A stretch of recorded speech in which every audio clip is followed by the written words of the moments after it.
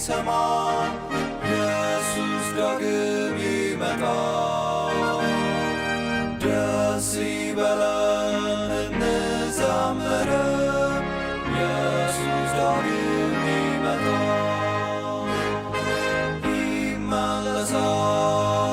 ይመለሳል ኢየሱስ ዳግም ይመጣ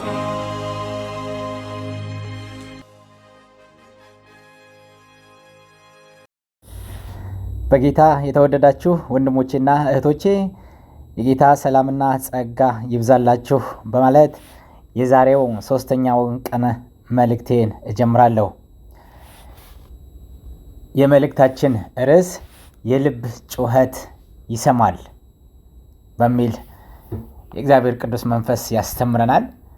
በመዝሙር 34 ቁጥር 15 ላይ የእግዚአብሔር ቃል ሲናገር ሳለ እንዲህ ይላል፣ የእግዚአብሔር ዓይኖች ወደ ጻድቃን ናቸው፣ ጆሮቹም ለጩኸታቸው ክፍት ናቸው ይላል። እንጸልይ። አባታችን አምላካችን ሆይ እጅግ አድርገን እናመሰግንሃለን፣ እናከብረሃለን። ትላንትናን አሳልፈ ታሪክ ያደረክልን ዛሬን በጸጋ ስለበዛልን ስለተሰጠን ጌታ ሆይ እጅግ አድርገን እናመሰግንሃለን።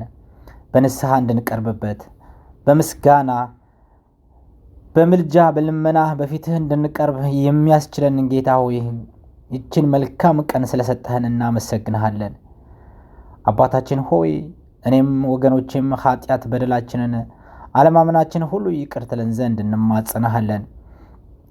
ቃልህን ዛሬ ጌታ ሆይ በተለየ ሁኔታ ትናገረን ዘንድ መልእክትህን ታስተላልፍልን ዘንድ እግዚአብሔር ሆይ ለእኔም ለወገኖቼም ጌታ ሆይ የሚያጽናናውን የሚያቆመውን የሚያበረታውን ወደ አንተ የሚያቀርበውን ቅዱስ ቃልህን ተናገረን።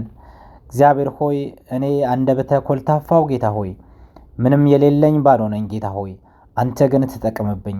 እግዚአብሔር ሆይ ቃልህን የተረዳሁትን ያስተማርከኝን ለወገኖችም ደግሞ መልካም ጌታ ሆይ ትምህርት ይሆንላቸው ዘንድ እግዚአብሔር ሆይ መጽናናት ይበዛላቸው ዘንድ ያንተ መጎብኘት ይሆንላቸው ዘንድ ጸልያለሁ። ስለ ቃልህ እጅግ አድርገን እናመሰግንሃለን። ጊዜያችንና ሰዓታችንን ተረከብ።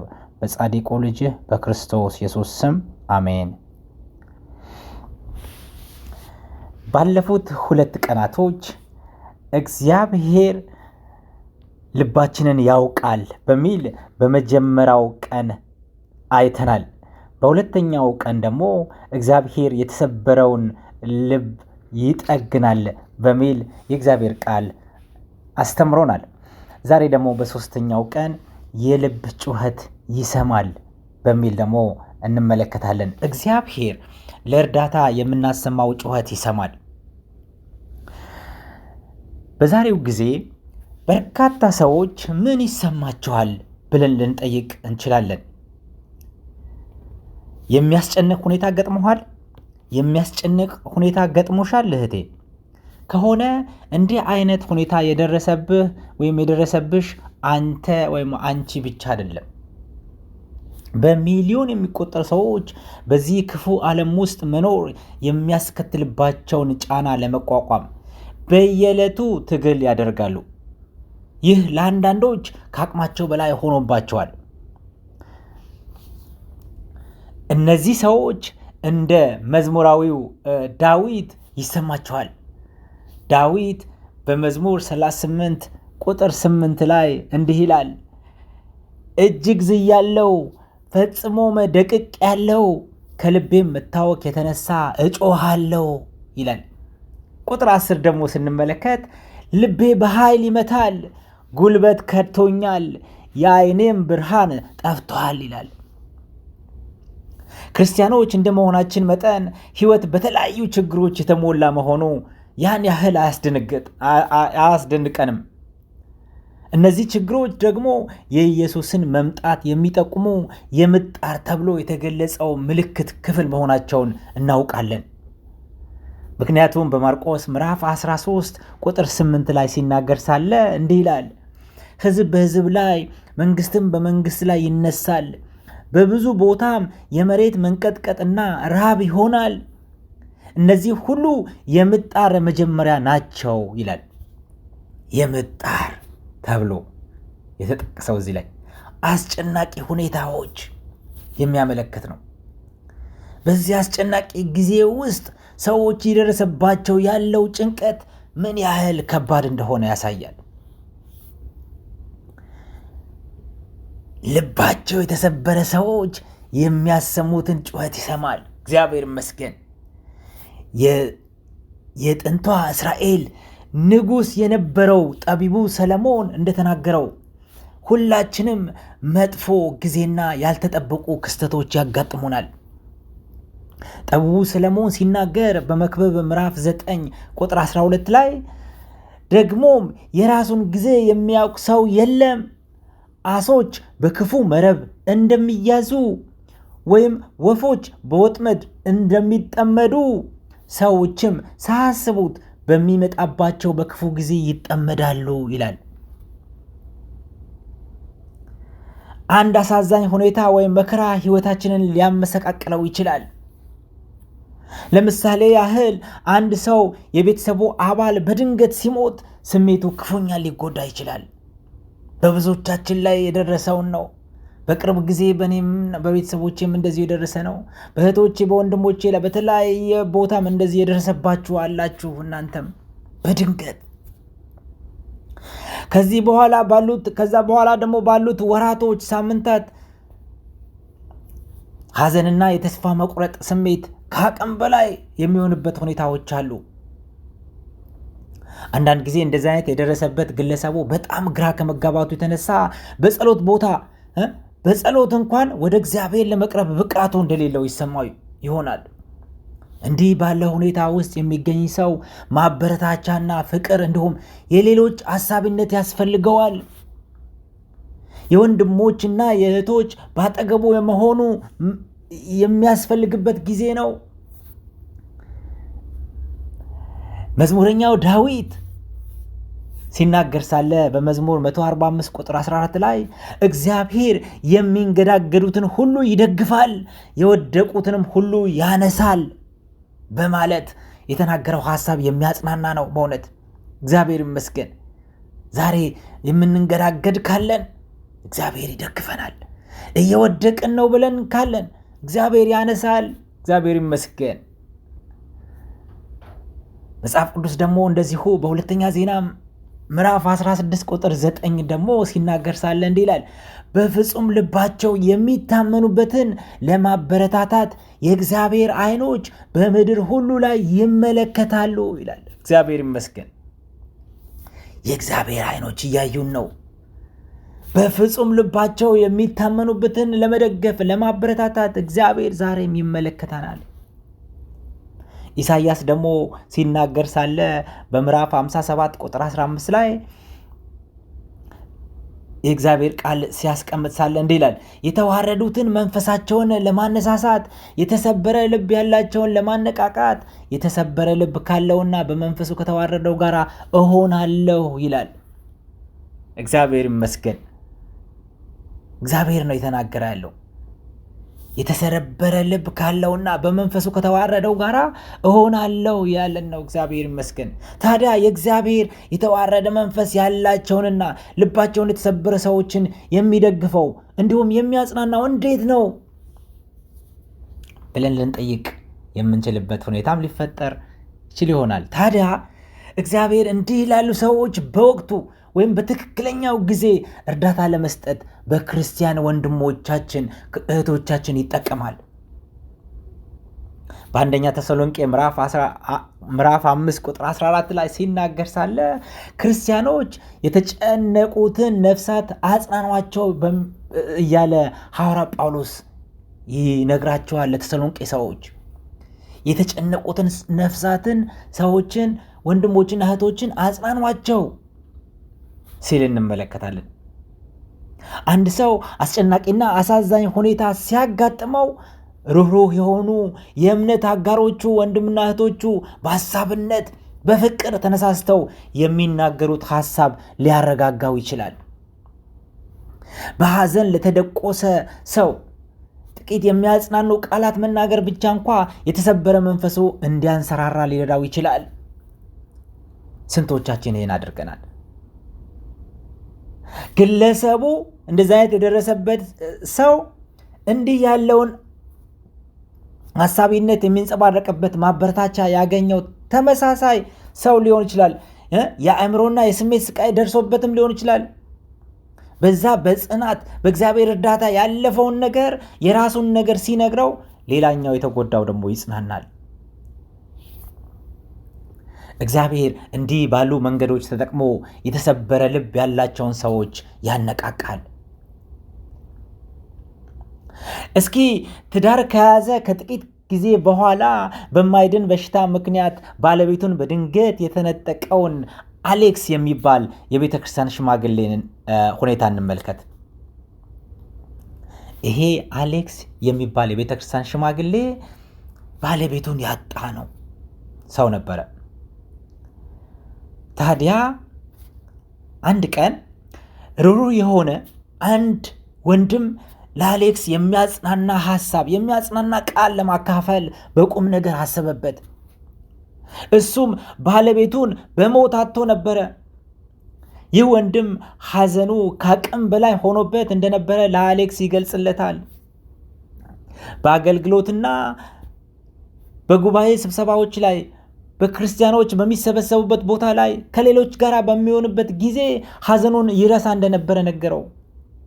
ሆኖም ልክ ቤቱ ገብቶ በሩን ሲዘጋ የብቸኝነት ስሜት ይጀምረው ነበር። እግዚአብሔር ስሜታችንን እንደሚረዳልንና ምን እንደሚያስፈልገን እንደሚያውቅ ሐዘኔታና ፍቅር በሚንጸባረቅበት መንገድ ገለጸለት። እግዚአብሔር ስሜታችንን እንደሚረዳ ምን እንደሚያስፈልገን እንደሚያውቅ በፍቅር ገለጸለት። አሌክስ እኔ የሚሰማኝ ስሜት የተለመደና ሌሎችም የሚያጋጥማቸው መሆኑን ማወቄ በጣም አጽናንቶኛል በማለት ተናግሯል። እግዚአብሔር ይመስገን። እንደዚህ አይነት የሚያጽናኑ እህቶች አሉ፣ የሚያጽናኑ ወንድሞች አሉ። የእግዚአብሔር መልእክተኞች እግዚአብሔር ይልካቸዋል። እነዛን ያጽናናሉ፣ ልባቸውን ይጠግናሉ። በምሳሌ ምዕራፍ 15 ቁጥር 23 ላይ ሲናገር ሰው ተገቢ መልስ በመስጠት ደስታን ያገኛል፣ በወቅቱም የተሰጠ ቃል ምንኛ መልካም ነው ይላል።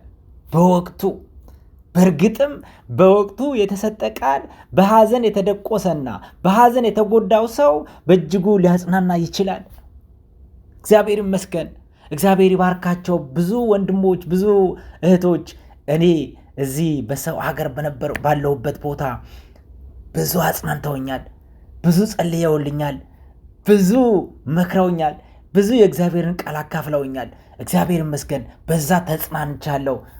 የምወዳትን እህቴን እንደ እናቴ የምቆጥራትን ውዷን እህቴን ባጣሁበት ጊዜ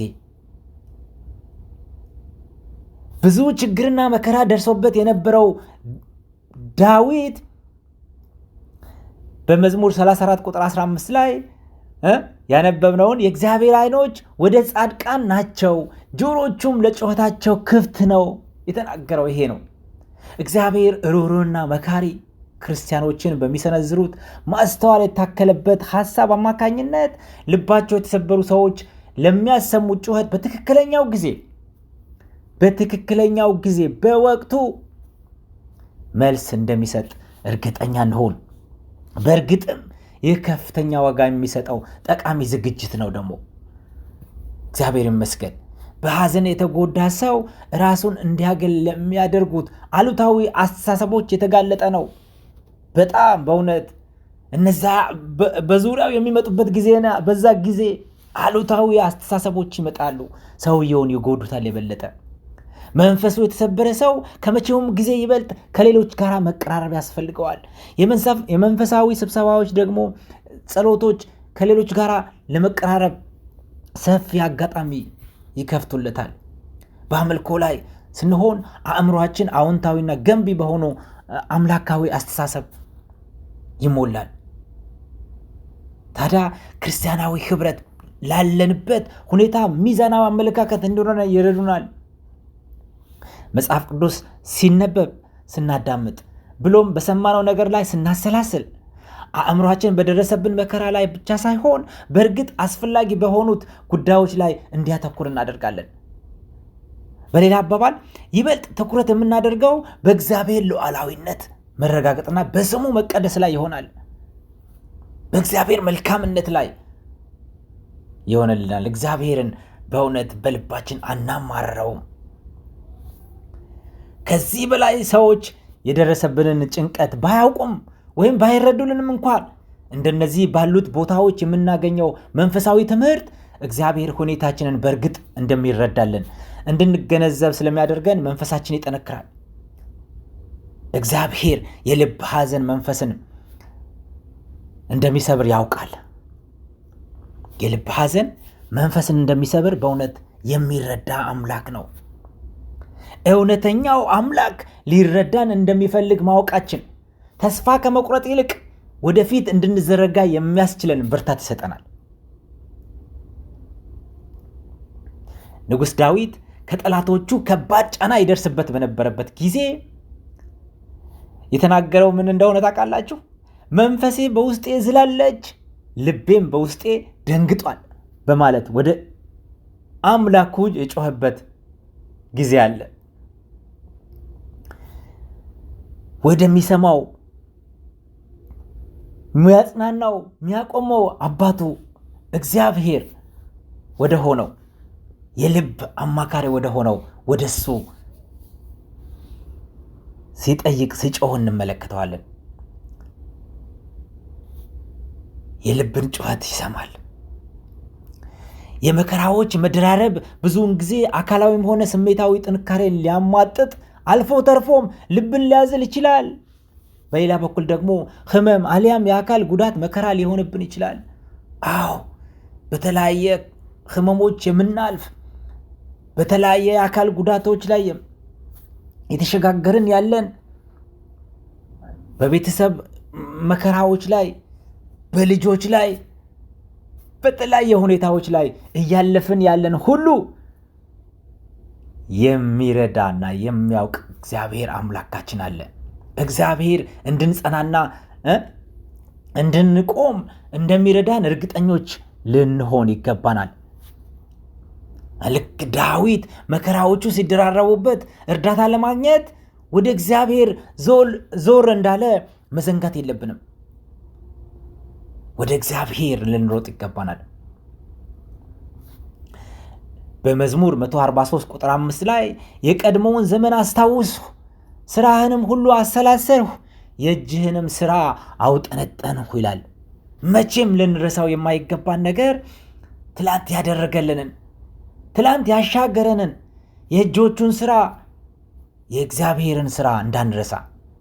የቀድሞውን ዘመን አስታወስሁ፣ ስራህንም ሁሉ አሰላሰልሁ፣ የእጅህንም ስራ አውጠነጠንሁ በማለት የዘመረውን ዳዊት መልእክት ልናስታውስ ይገባናል።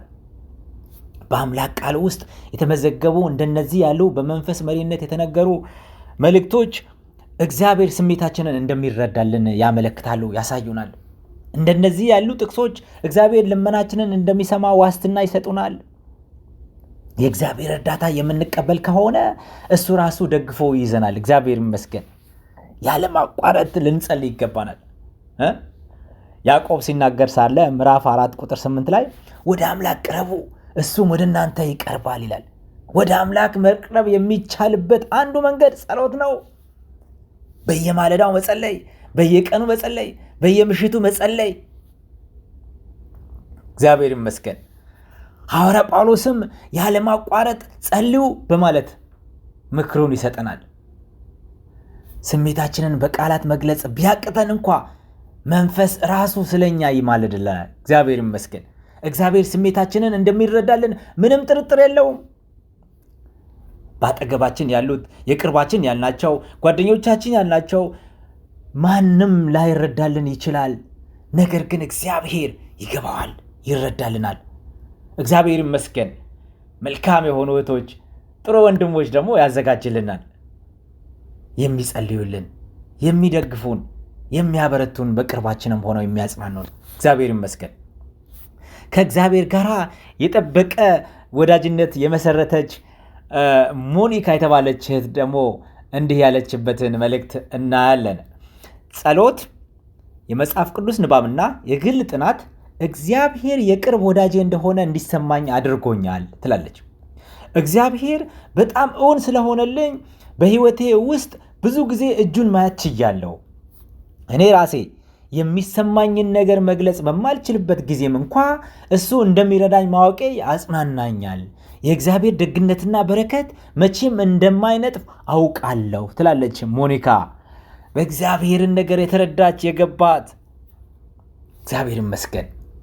እንደ ሞኒካ ያላችሁ እህቶች ያላችሁ፣ የእግዚአብሔርን ነገር እግዚአብሔር እጆች ያያችሁ፣ እግዚአብሔር የደረሰላችሁ፣ የእግዚአብሔር ደግነትና በረከት የምትመሰክሩ ብዙ እንዳላችሁ ደግሞ እግዚአብሔር ይመስገን። ብዙዎች በዛ ስላለፍን እግዚአብሔርን እናመሰግነዋለን፣ እናከብረዋለን። ትላንትን ያሻገረን ያሳለፈን ለዛሬም ለነገም የሚሆነን መልእክት አለው። እግዚአብሔር ይመስገን። እንግዲያውማ የእምነት ባልንጀሮቻችን የሚሰነዝሯቸው፣ የሚናገሯቸው፣ የሚያስተላልፏቸው አጽናኝ የሆኑ መልእክቶች እንቀበል። በክርስቲያናዊ መሰባሰቦች ላይ የሰማናቸው በደግነት የተሰጡ ምክሮች እምነትን የሚያጠናክሩ፣ እነዛን ተግባራዊ እናደርጋቸው። በጸሎት ወደ እግዚአብሔር የሚያቀርቡንን ለእግዚአብሔር ደግሞ በመንበርከክ ከልባችን እንንገረው። ጩኸታችንን ለእግዚአብሔር እናሰማ። የሚሰማና የሚመልስ አምላክ አለን። እግዚአብሔር ይመስገን። እግዚአብሔር እነዚህን ነገሮችን እንደሚያስብልን እንደሚመልስልን ደግሞ በእምነት በሱ ፊት እንቅረብ። ከሰብአዊ ኃይል በላይ የሆነ ኃይል እናገኛለን። እግዚአብሔር ይባረክ። ዛሬ ይህን መልእክት ስናጠቃልል ሳለ የዘማሪው ዳዊት መልእክት በማንበብ ነው። መዝሙር 18 ቁጥር 6 እንዲህ ይላል፣ በተጨነኩ ጊዜ እግዚአብሔርን ጠራሁት፣ እንዲረዳኝም ወደ አምላኬ ጮህ። እርሱም ከመቅደሱ ድምፄን ሰማ፣ ጩኸቴም ከፊቱ ደረሰ፣ ወደ ጆሮውም ገባ ይላል። እግዚአብሔር ይመስገን። ደግመዋለሁ። በተጨነኩ ጊዜ እግዚአብሔርን ጠራሁት፣ እንዲረዳኝም ወደ አምላኬ ጮህ። እርሱም ከመቅደሱ ድምፄን ሰማ። ሃሌሉያ። ጩኸቴም ከፊቱ ደረሰ፣ ወደ ጆሮም ገባ ይላል። እግዚአብሔር ይመስገን። የልብ ጩኸት ይሰማል። እግዚአብሔር ይመስገን። ይህን መልእክት ደግመን በእግዚአብሔር ፊት በጸሎት እንቅረብ። እሱ ይባርከናል። የሚሰማ የሚመልስ የሚችል የሚረዳ አምላክ አለን። እግዚአብሔር ይመስገን። እግዚአብሔር ይባርካችሁ። እንጸልይ። ጻድቅና መሐሪ የሆን ዘላለማዊ አባታችን እግዚአብሔር ሆይ እናመሰግንሃለን። ሩህሩህ አፍቃሪ ረዳት ወዳጃችን አምላካችን ሆይ እናመሰግንሃለን። የምትደግፈን የምትረዳን፣ ጩኸታችንን የምትሰማ የምትመልስልን አባታችን አምላካችን ሆይ እናመሰግንሃለን። ልባችን ዝሏል፣ ልባችን ደክሟል። አባታችን ሆይ ወደ አንተ ቀርበናል። አንተም ቅረብልን።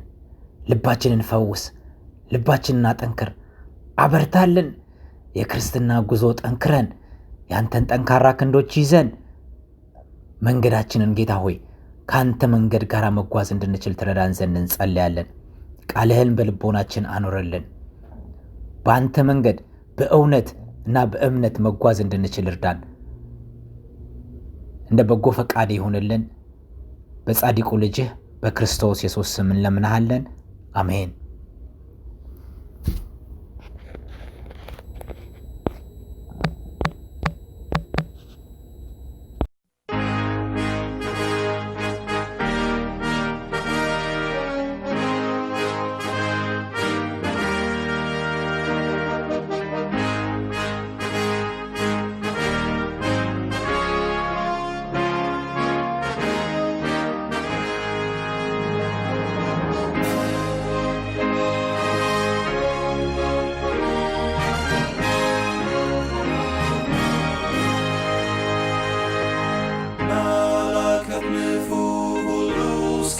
እንሰማ ኢየሱስ ዳግም ይመጣል።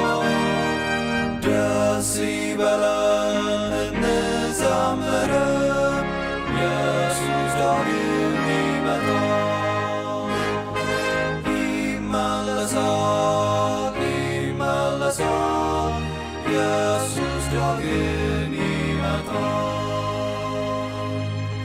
ተራሮቹ ሜዳም እንዲሁ ኢየሱስ ዳግም ይመጣል።